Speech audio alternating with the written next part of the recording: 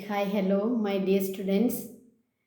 We are starting the last class of our chapter 3 from the rainy forest to the land of permafrost. ഇപ്പോൾ teacher ഈ chapter ഇന്ന് നമുക്ക് close ആവുകയാണ്. വളരെ lengthy ആയിട്ടുള്ള ഒരു ചാപ്റ്റർ ആയിരുന്നു അല്ലേ. അതിനകത്ത് നമ്മൾ രണ്ട് കാര്യങ്ങളാണ് പഠിച്ചത്. ദ ഇക്വറ്റോറിയൽ ക്ലൈമാറ്റിക് റീജിയൻ, അത് ഫസ്റ്റ് പാർട്ട്. സെക്കൻഡ് പാർട്ടിൽ the land of permafrost, tundra region. Okay, tundra റീജിയൻ്റെ ക്ലൈമറ്റ്, അവിടുത്തെ ഫ്ലോറ ആൻഡ് ഫോണ ഒക്കെ നമ്മൾ പഠിച്ചു കഴിഞ്ഞു. Okay, the different countries which belongs to tundra region. അപ്പോൾ അതിൻ്റെ ലൊക്കേഷൻ എവിടെയാണെന്ന് നമ്മൾ പഠിച്ചു. അത് അവിടുത്തെ ക്ലൈമറ്റിൻ്റെ സവിശേഷതകളൊക്കെ പഠിച്ചു. അതുപോലെ തന്നെ അവിടുത്തെ വെജിറ്റേഷൻ, ആനിമൽസ്, ബേർഡ്സ്, ഇതൊക്കെ നമ്മൾ പഠിച്ചു കഴിഞ്ഞു. അപ്പോൾ ഇന്നത്തെ നമ്മുടെ ക്ലാസ്സിൽ നമ്മൾ പഠിക്കുന്നത് ഇത് ഹ്യൂമൻ ലൈഫ്. ഇപ്പം നമ്മൾ ഏതൊരു ക്ലൈമാറ്റിക് റീജിയൻ പഠിച്ചാലും അവിടെ പഠിക്കുന്ന ഒരു 4-5 ഐറ്റം ഉണ്ട്. ഒന്നാമത്തേതെന്ന് പറഞ്ഞാൽ അവിടുത്തെ ആ പ്രദേശം, ദ റീജിയൻ, ലൊക്കേഷൻ. രണ്ടാമത് നമ്മൾ പഠിക്കുന്നത് അവിടുത്തെ ക്ലൈമറ്റ്. മൂന്നാമത് നമ്മൾ പഠിക്കുന്നത് അവിടുത്തെ ഫ്ലോറ ആൻഡ് ഫോണ. Then the human life. ഇപ്പോൾ ഏതൊരു റീജിയൻ പഠിച്ചാലും നമുക്ക് ഹ്യൂമൻ ലൈഫ് പഠിക്കണം. ദെൻ ലാസ്റ്റ് നമ്മളൊന്നുകൂടി പഠിക്കണം ദ ചലഞ്ചസ്. ഇപ്പോൾ നമ്മൾ നമ്മുടെ ഇക്വറ്റോറിയൽ ക്ലൈമാറ്റിക് റീജിയനിലെ ചലഞ്ചസ് നിങ്ങൾ ഓർക്കുന്നുണ്ടാവും, പഠിച്ചു കാണും നിങ്ങൾ. അപ്പോൾ അത് പഠിച്ചോണം. അപ്പോൾ ചലഞ്ചസ് നമ്മൾ പഠിക്കണം അല്ലേ. ഇവിടെയും നമ്മൾ അത് തന്നെ പഠിക്കുന്നുണ്ട്. അപ്പോൾ നമുക്ക് ഹ്യൂമൻ ലൈഫും പഠിക്കണം, ചലഞ്ചസും പഠിക്കണം. ഓക്കെ, അപ്പോൾ നമുക്ക് നമ്മുടെ ക്ലാസ്സിലേക്ക് കയറാം. First, which are the different tribes in the tundra region. അപ്പോൾ പല ട്രൈബൽ പീപ്പിളാണ് തുന്ദ്ര റീജിയനിൽ കാണുന്ന പീപ്പിൾ. അപ്പോൾ people of tundra region, they belongs to different tribes. Which are the different tribes and the area they are living. First one, Eskimos. Eskimos or Inuit. എസ്കിമോസിൻ്റെ തന്നെ മറ്റൊരു അവരുടെ ഒരു പേരാണ് Inuit. Greenland, north Canada, Alaska are the regions they belongs to. Eskimos നമ്മളെല്ലാവരും കേട്ടിട്ടുള്ളതാണ്. ഈ തുന്ദ്ര റീജിയനിൽ, അതായത് ഈ പെർമാഫ്രോസ്റ്റ് ഏരിയയിലൊക്കെ ജീവിക്കുന്ന ആളുകളെ എസ്കിമോ ആണെന്ന് നിങ്ങൾ ചെറിയ ക്ലാസ്സിൽ തൊട്ട് പഠിച്ചിട്ടുണ്ട്. Eskimos, they are A tribal people. Then lapse. Second one is Lapps, North Finland, Scandinavian regions, Lapps. Then next one, Samoyeds, Siberian area. In Siberian area, we can see this Samoyed tribal people. Then Yakuts.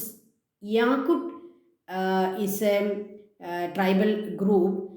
They live in North Siberian area. Lena Basin means North Siberia. Then last one, Koryaks.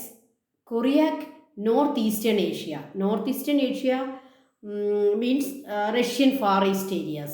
റഷ്യയുടെ far east ആയിട്ടുള്ള ഏരിയാസിനെയാണ് നമ്മൾ north eastern Asia എന്ന് നമ്മുടെ ചാർട്ടിനകത്തുള്ളത്. North east means far east Russia. അവരുടെ പേരെന്താണ്? Koryaks, Yakuts, then Samoyeds, Lapps, Eskimos. These are the different tribal groups living in tundra area. ഈ ലാബ്സ് എന്ന് പറയുന്നത് അവർ അത്ര ഇഷ്ടപ്പെടുന്ന ഒരു വാക്കല്ല. അവരവരെ പറയാൻ ആഗ്രഹിക്കുന്നത് സാമി പീപ്പിൾ എന്നാണ്. സാമി പീപ്പിൾ. ഇപ്പം ലാബ്സ് നമ്മൾ പറയുന്നെങ്കിലും ആ ട്രൈബൽ ഗ്രൂപ്പ് ഇഷ്ടപ്പെടുന്നത് സാമി പീപ്പിൾ എന്ന് പറയുന്നതാണ്. അപ്പോൾ നമുക്കിവരെയൊക്കെ ഒന്ന് കാണാം. എസ്കിമോകളെ നിങ്ങൾ കണ്ടിട്ടുണ്ട്. എസ്കിമോകളുടെ തന്നെ ഡിഫറെൻറ്റ് ഇതാണ്. ലാബ്സ് എന്ന് പറയുന്നത് ഈ രീതിയിലിരിക്കും. ലാബ്സ് അവരുടെ ട്രഡീഷണൽ ഡ്രസ്സിലാണ് നിങ്ങൾ കാണുന്നത്. ദെൻ സമേറ്റ്സ്, വളരെ ബ്യൂട്ടിഫുൾ ആയിട്ടുള്ള പീപ്പിളാണ് Samoyeds. Okay, then Yakuts, they are also very beautiful. Yakuts. Then this is Koryaks, a tribal lady. with their traditional dress. Okay. Then human life, ഇതാണ് നമ്മുടെ പ്രധാനപ്പെട്ട main thing. What is the human life in Tundra region?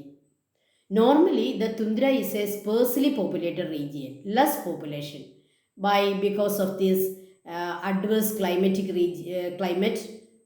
Their winters are long, summers are short, and the average temperature, atmospheric temperature, is very low. So, in tundra region, normally it is less populated area. The tundra is mainly inhabited by some nomadic tribes.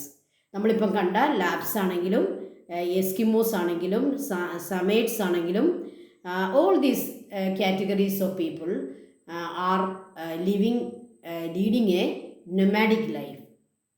എന്താണ് അതിൻ്റെ അർത്ഥം? അവരൊരു സ്ഥലത്ത് സ്ഥിരതാമസമുള്ളവരല്ല. അവർ season മാറുന്നതനുസരിച്ച്, winter സമ്മറൊക്കെ മാറുന്നതനുസരിച്ച് അവരവരുടെ സെറ്റിൽമെൻറ്റ്സും change ചെയ്തുകൊണ്ടിരിക്കും. അപ്പോൾ അതിനെയാണ് നമ്മൾ പറയുന്നത് nomadic tribes. Hunting and fishing are the major activities for subsistence by the people of Tundra. ഇവരുടെ പ്രധാനപ്പെട്ട രണ്ട് occupation hunting and phishing. Whales, seals, caribou, fish, birds and fur-bearing animals provide them everything they need for food and clothing. ഇപ്പോൾ മനുഷ്യൻ്റെ ഏറ്റവും പ്രധാനപ്പെട്ട രണ്ട് needs എന്ന് പറയുന്നത് ഫുഡ്, ക്ലോത്തിങ്. പ്രത്യേകിച്ച് ഇതുപോലുള്ള വളരെ പ്രശ്നം പിടിച്ച ക്ലൈമറ്റുകളിലൊക്കെ അവരുടെ ഫുഡും അവരുടെ ക്ലോത്തിങ്ങും വളരെ ഇമ്പോർട്ടൻ്റ് ആണ്. അപ്പോൾ ഇതെല്ലാം അവർക്ക് പ്രൊവൈഡ് ചെയ്യുന്നത് ആരാണ്? Whales, seals, caribou, fish, birds and fur bearing animals. ഇതുപോലെ ചെമ്മരിയാട് പോലുള്ള ഫർ ബെയറിങ് ആനിമൽസ്. ഇതൊക്കെയാണ് അവരുടെ എല്ലാ കാര്യങ്ങളും അവർക്ക് സാധിച്ചു കൊടുക്കുന്നത്. ദെയർ ഫുഡ്, ദെയർ ക്ലോത്തിങ്, എല്ലാത്തിനും അവർ ആശ്രയിക്കുന്നത് ഈ ആനിമൽസിനെയും ബേർഡ്സിനെയൊക്കെയാണ്. During winter, the polar Eskimos, they live in houses called igloos. ഇത് നമ്മൾ കേട്ടിട്ടുള്ള ഒരു കാര്യമാണ് അല്ലേ? ഇഗ്ലൂസിലാണ് അവർ ജീവിക്കുന്നത്. ഈ ഇഗ്ലൂ ഉണ്ടാക്കുന്നത് എന്തുകൊണ്ടാണ്? അത് മഞ്ഞ് കട്ടകൾ കൊണ്ടാണ്. സ്നോയുടെ വലിയ ബ്ലോക്സ് അവർ വെട്ടിയെടുത്ത് അത് അടുക്കി വെച്ചുണ്ടാക്കുന്ന ഒരു സെമി സർക്കുലർ ഷേപ്പിലുള്ള അവരുടെ വിൻ്റർ വീടാണ് igloos. So during winter, the polar Eskimos, they live in houses called igloos. And in summer what happen? They migrate to other places for hunting and fishing. അപ്പോൾ igloo ഒക്കെ ഉപേക്ഷിച്ച് summer ആകുമ്പോൾ അവർ coastal ഏരിയകളിലേക്ക് അവർ migrate ചെയ്യും. Okay. അപ്പോൾ അവരൊരു പെർമനൻറ്റ് വീടൊന്നുമില്ല, ഇങ്ങനെ മാറിക്കൊണ്ടിരിക്കും. Okay. In some areas of tundra, schools have been established for Eskimos children to enable them to live in a modern life.